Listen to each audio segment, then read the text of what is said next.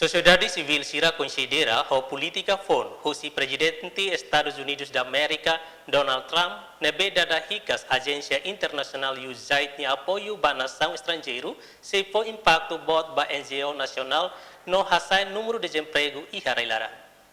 Questão ne hato husi vice-diretor hak Antonino de Limas, ba jornalista ihaniak Narfatin Farol Quintane. Nyedihan decisão presidente América decide para apoio ba nação estrangeiro, inclui Timor-Leste, lihusi agência USAID ne foi impacto direita ba parceiro NGO Timor-Nian.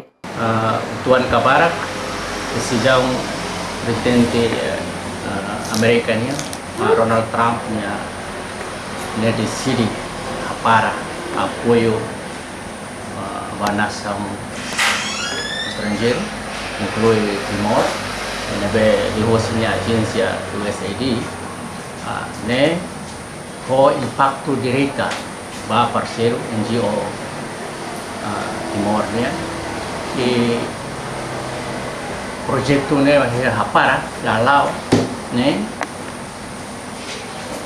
diretamente mos para Timor-Leste nebe serviço e a agência USAID dasi amos NGO nebe hetang apoio para parceria modi implementa programa projeto nebe USAID apoio.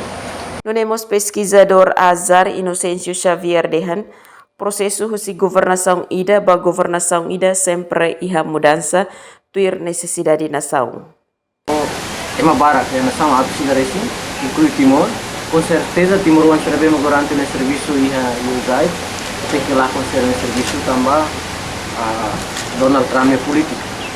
Daí kata decisão Donald Trump ne bela ia fali mudança, atune bela ia solução para itania cidadão sira, malu Timor-Leste sira, nebe no coração hak ngaran projeto lainnya, inclui projeto nemos pomos ini impacto bakrai, primeiro vai ter beneficiário sira, grupo target sira nebe no coração dau. Tamannya programa atau bayi execução, atau bayi implementação, itu seperti itu. Emerenciana Pinto, STL News.